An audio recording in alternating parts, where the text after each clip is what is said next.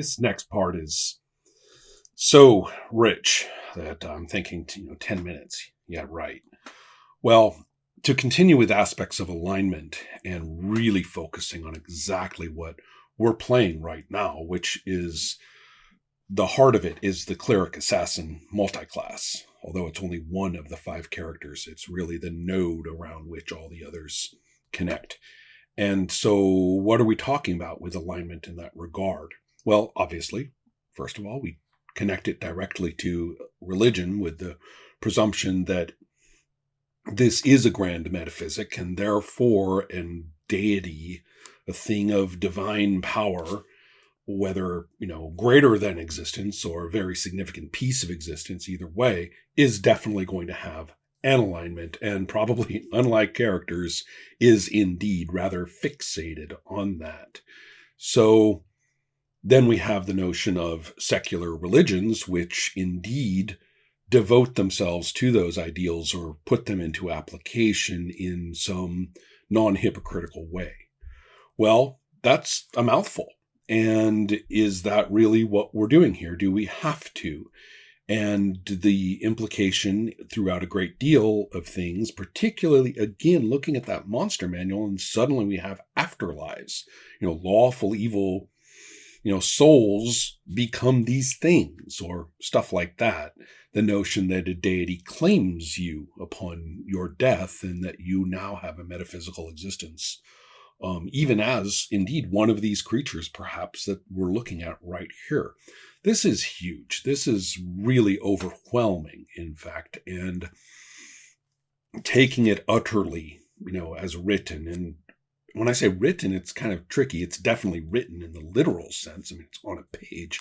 But is it genuinely, consistent with so many other things that are stated, particularly that business about how this is all about your milieu, not a fixed setting, which is a whole musing of its own.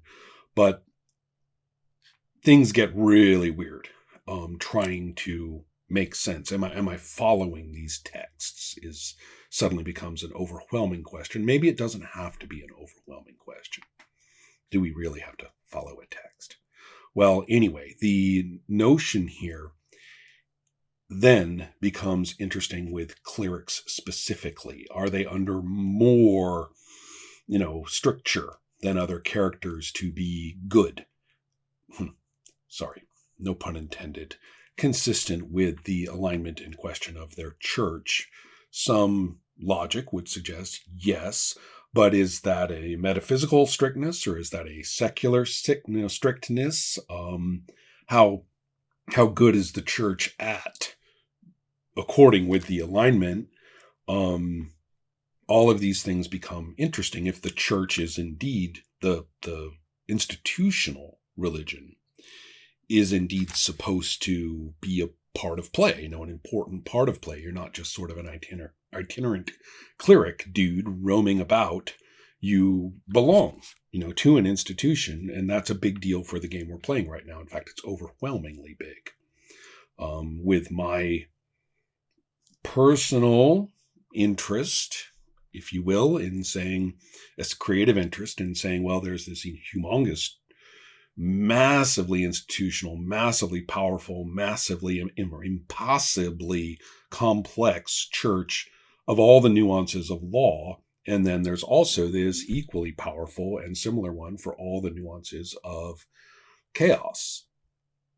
You're going to do that, then obviously the church as such becomes a thing of its own and not just a mouthpiece for one of the specific 9 alignments. So I've had to kind of do that for fun, of course, and it leads, or it throws into sharp relief some very tricky things. One is this notion of assassins in general, that we know they can speak other alignment languages. It only makes sense to me that no one else knows that. That if everybody knew assassins could speak, multiple alignment languages, well, then their efficacy in doing so is suddenly dropped to almost 0. And instead, if we're going to take alignment languages, whatever they are, and yes, I know I've read all the texts about it too, But if we're going to take them seriously at all as part of play, and by that I don't necessarily mean makes total sense, but if we do, then it only works for me if no one knows they can do it. Toss this in with the other diegetic question of whether classes are even fictional entities at all. The level names may be in one or another case, but the classes themselves, nobody says, oh, that's, an assassin, that's a fighter. Let's just throw that out and say that those are player and tableside terms and not in the fiction. Remember, we're playing multi-classes throughout all the characters in this game.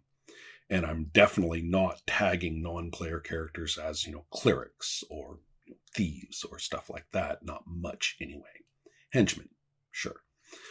But if we then go back to this assassin question, combine it with the cleric, so we have necessarily an evil, some nuance of evil cleric assassin, and the idea that they are optimal for infiltrating either, in my construction, other aspects of their own church, or any other church, whether the great big opposing one or one of the little churches, which is some brand of neutral. So we find ourselves in some very interesting things. I mean, if you're posing as a good cleric, then presumably then you would be using good tagged spells, cleric spells. Oh man, the questions just start booming. Here we are.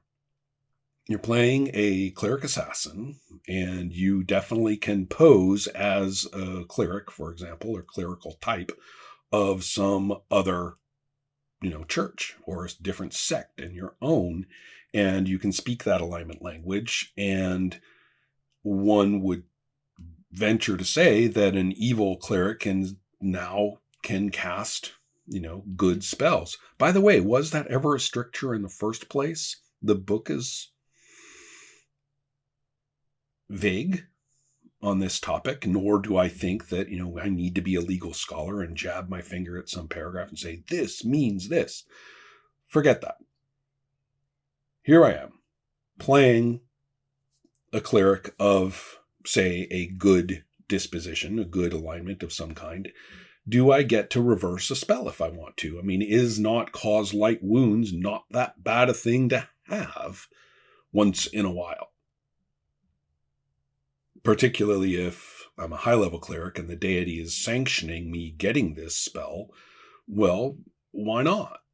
Same goes the other way around. I am the evilest evil cleric, on the planet, doing evil things, waking up in the morning and saying, what evil can I perpetrate today? And why not have a bless? I mean, I've got followers too, or people that I would like to bless in combat, and why not go ahead? So is that allowed? More accurately, does it make sense in the construction of play that I am enjoying with other people right now? Considering that the infiltrating and disguise yourself as whatever aspects of assassins, and particularly the cleric assassins, I think it makes a lot of sense that the reversible spells are available to a cleric completely irrespective of that cleric's alignment. And now we'll go into thinking about how that relates institutionally. A lower level cleric is getting their spells basically by following cookbook instructions. And it may be, that nobody's going to give you those instructions or make them available to you unless that institutional person has a really good reason as they see it. So all of a sudden, the context of getting that spell becomes an important part of play. For a higher level cleric, same thing. I mean, I'm a goody good, double good, cleric, and I'm, as a player, I'm quite interested in that particular spell in its reversed, evil status. The question is whether the deity's good with me getting that. Well, that becomes an important thing. What is the context? What's going on today, right? This is a daily thing. So what's going on today? Is it quite reasonable from a metaphysical deity perspective, whatever that is, to say, yeah, go ahead, man. Take, foul water and drink, or food and drink. Go ahead. You need that. That's, an interesting question. I mean, not all good is good to me. I mean, if I'm Mr. Goody Good and I want protection from good because I really need it in this situation, and the deity says, we got to get this shit done, and yeah, you need it. Here you go. So anyway, that's where I'm going with this. In a, relative rough shod or rough and tumble, play it as it comes way.